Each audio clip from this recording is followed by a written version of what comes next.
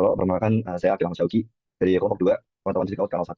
Di sini saya akan mempresentasikan tugas kolaborasi 2 yang bahas tentang Samudra Atlantik bagian utara yang mencakup Gulf Stream, Baffin Bay, Hudson Bay, Labrador Sea, Gulf of Mexico, dan Sargasso Sea.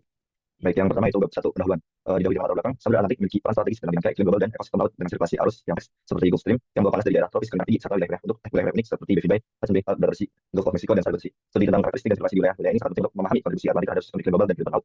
Lanjut tujuan dari tugas ini yaitu mengeksplorasi karakteristik fisik dan hidrografi dari berbagai wilayah di Samudra Atlantik bagian utara. Adapun ruang lingkup materi itu karakteristik dan sirkulasi arus yang ada di Samudra Atlantik bagian utara. Lanjut. Kenalkan, nama saya Aditya Rahman, NIM 53024 dari Teknik Kelautan. Mungkin dapat kembali ke slide sebelumnya dulu. Nah, di sini saya akan menjelaskan mengenai Atlantik Ocean, yaitu Samudra Atlantik. Sebelum saya menjelaskan mengenai karakteristik dan fakta menarik, saya akan menjelaskan terlebih dahulu mengenai Atlantik Ocean. Samudra Atlantik terketahui bersama bahwasanya merupakan samudra terbesar kedua di bumi yang meliputi sekitar 20% permukaan planet ini. Cukup besar juga. Samudra ini merupakan kumpulan air asin yang sangat luas yang memainkan peran penting dalam bentuk pola cuaca, termasuk badai. Nah, apa saja karakteristiknya? Pertama, Samudra Atlantik terletak di antara belahan bumi barat dan Eropa serta Afrika di bagian timur. Kedua, terhubung dengan Samudra Pasifik Barat yang mana melalui Selat Magellan dan lintasan Drake, dan dengan Samudra Hindia di Tenggara melalui Tanjung Harapan. Ketiga, salinitas rata-rata sebesar 3,5%.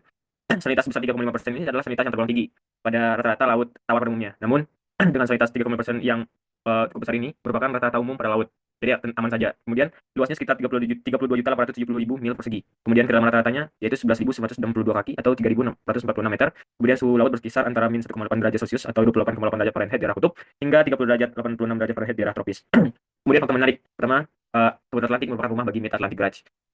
Mid-Atlantic Ridge diambil dari bahasa Inggris, merupakan pengertian dari gunungan raksasa yang membelah hampir seluruh Samudra Atlantik dan Samudra Arktik hingga Samudra Selatan dari utara hingga selatan. Nah, samudra ini merupakan samudra sebagai rumah bagi pegunungan terpanjang di dunia yang membentang lebih dari 65.000 km dari Arktik ke Antartika.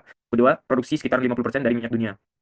Nah, berdasarkan data, pada tahun 2023, suplai minyak global termasuk kontribusi dari wilayah Atlantik rata-rata sekitar 100,6 juta barel per hari. Cukup besar juga. Kemudian samudra terbesar kedua di bumi, dan kita ketahui bahwasanya samudra pertama terbesar di bumi itu Samudra Pasifik, itu sekitar 165 juta kilometer persegi.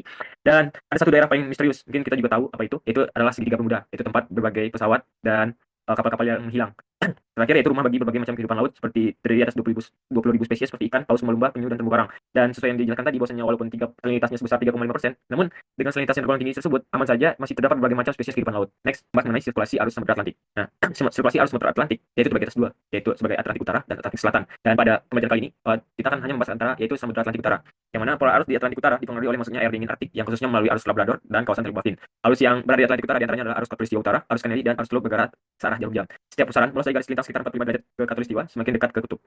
Mungkin hanya itu. Sebelumnya, perkenalkan, sebelumnya kita yang sebelumnya akan menjelaskan terkait karakteristik Gulf Stream sendiri. Itu yang pertama merupakan arus laut terhangat di Atlantik dan salah satu arus permukaan terkuat di dunia. Dengan kecepatan permukaan mencapai hingga 5 km per jam atau 9 km per jam, menjadi salah satu arus laut tercepat. Gulf Stream dimulai di Teluk Meksiko, lalu mengalir melalui Selat Florida, dan kemudian menyusun pantai tenggara Amerika Serikat. Gulf Stream juga memoderasi iklim di Amerika Serikat bagian timur dan Eropa Barat. Gulf Stream berperan dalam membentuk nutrisi dan kehidupan laut untuk perikanan di sepanjang pantai Timur Tengah dan Atlantik Utara. Baik, saya Kuliah Maura Zakaria, Teknik Kelautan 1552368. Saya akan menjelaskan tentang Labrador Sea. Jadi karakter geografisnya, Labrador Sea ini terletak di antara semenanjung Labrador, Kanada, dan Greenland, dan juga bagian dari Samudra Atlantik Utara. Labrador Sea ini memiliki kedalaman maksimum sekitar 3.400 meter dan lebar sekitar 1.000 km. Kemudian kalau kedalaman di utara berkurang menjadi kurang dari 700 meter saat memasuki Selat Davis menuju Baffin Bay. Kemudian untuk suhu air minus 1 derajat Celcius di musim dingin dan suhunya 5-6 derajat Celcius di musim panas, dan salinitasnya 31-34,9 bagian per seribu. Next.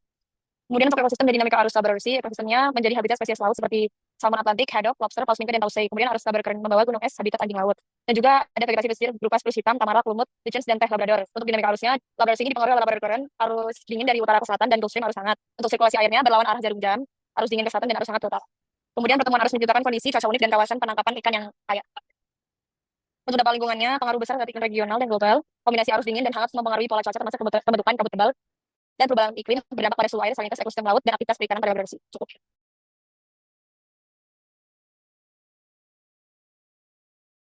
Baik, perkenalkan, nama saya Ahmad Nawi dari Teknik Geodesi dan Geomatika.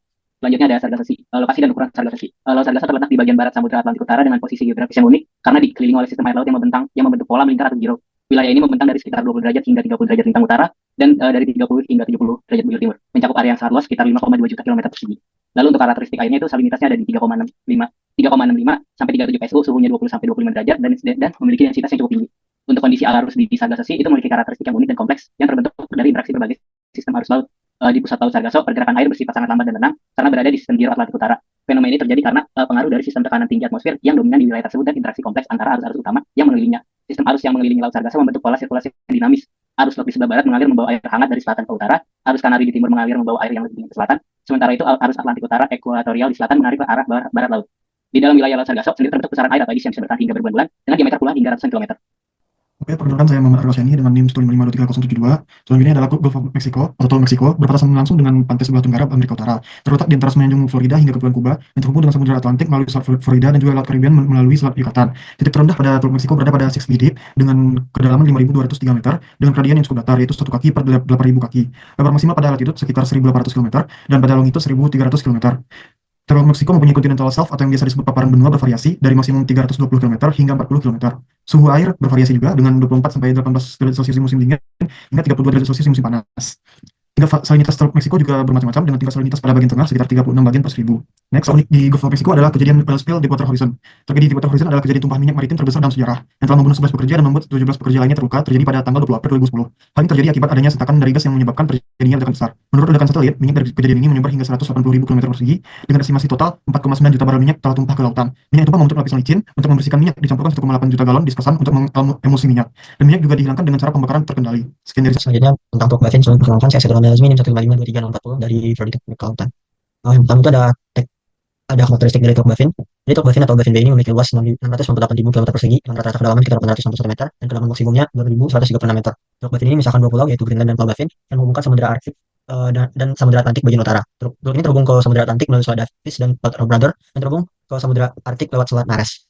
Kemudian untuk fakta uniknya, Teluk Baffin ini adalah salah satu lokasi pembentukan pulinya, yaitu sebuah area air terbuka di tengah es laut, menyediakan perairan terbuka yang menyediakan ekosistem yang kaya akan sumber daya bagi satu laut.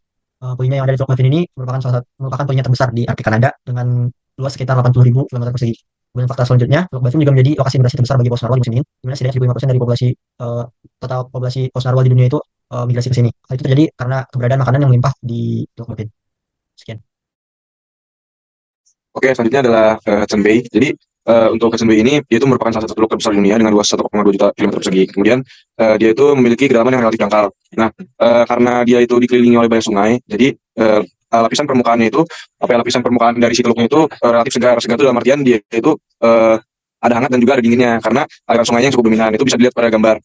Terus salah satu fakta menariknya adalah teluk ini tuh dipengaruhi oleh efek Coriolis. Jadi kalau kita lihat pada gambar yang sebelah kanan itu, jadi dia itu memiliki efek Coriolis yang mana membuat arah arusnya itu menjadi berputar searah jarum jam. Kemudian terjadi juga pembukuan secara musiman yang diakibatkan oleh dari Arktik. Lalu distribusi air tawar yang tinggi dari sungai. Jadi karena sungai cukup banyak, jadi distribusi air tawarnya itu di teluk itu cukup tinggi gitu. Kemudian teluk ini juga memiliki kontribusi besar terhadap sirkulasi es di Atlantik Utara.